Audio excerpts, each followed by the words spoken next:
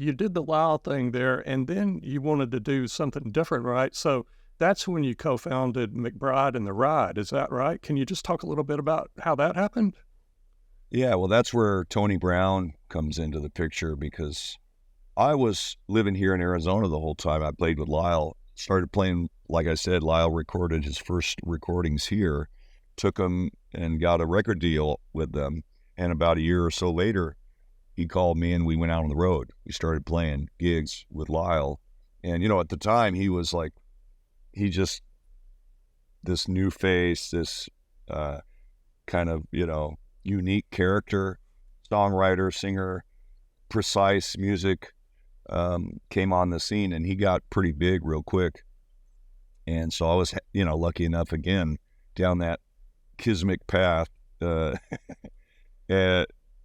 meeting Lyle and all that stuff. But Tony Brown, in and around that, of course, Tony Brown became his producer.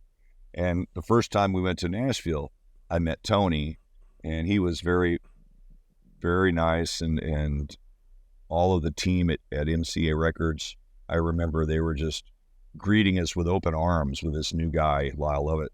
I'm just a kid. I'm like 23 years old or so, and 24. And so we hit it off with Tony. Tony came out here to Arizona to record some of Lyle's second album pre-production at the same studio we recorded the first stuff at. So he was out here for about a week or so, and during that time, after the studio, we'd all go out to Handlebar J, and then I'd play, and so Tony saw what I did. And a few years later, in about 90, so it was probably 5 years later or so, I had decided after 5 or 6 years of already touring with Lyle that I just wanted to really sort of concentrate on my own career, because I wanted to be a solo artist. That's really what I had always dreamed of doing. And I told I decided I wasn't going to go on the road that summer. So I get a call out of the blue from Tony Brown at my house, and I'm, Ray, this is Tony Brown. I'm like, oh my gosh, yeah, hey, Tony. And he said, I got an idea for a band. He goes, I hear you're not going out with Lyle this summer. I said, no, Tony, I'm going to stay home and kind of work on my own thing. He goes, well, let me tell you what I have in mind. And he said, I have this idea for a band, and I wanted to put a all-star band together with Larry London and Albert Lee and blah, blah, blah. He said, but I can never get those guys' schedules to work. He said, so I met this guy, Terry McBride, that has some really great songs I think would be a good direction for a band. And he said, and I know you want to do more than just do Lyle. And he said, I feel like you guys would be a great team, and I would have my 2 frontmen. And of course, when he said that, I was like, and so after that conversation, he goes, so I really think going out with Lyle would be a good thing this year, because that would help us fulfill this. And I was like, okay, I'm in. So I went out with Lyle, met Terry McBride that summer in Austin, and we hit it off.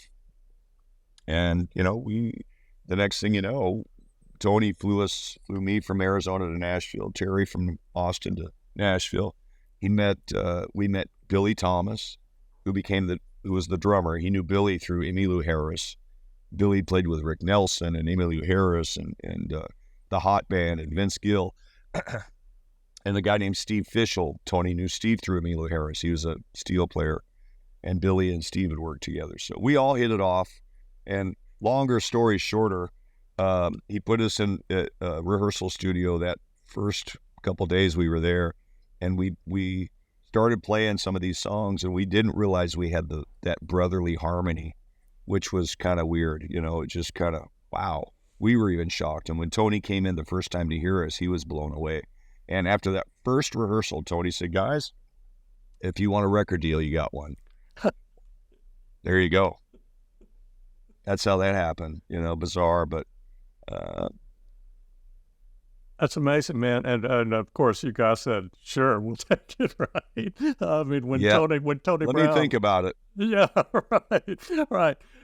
Because Tony Brown, for anybody that doesn't know, I mean, big-time producer, obviously, in Nashville for MCA, I think you mentioned. He changed the landscape of Nashville production with people like Lyle Lovett, Nancy Griffith, Steve Earle, those three artists right there that were just groundbreaking artists back in that time, you know, for the whole community.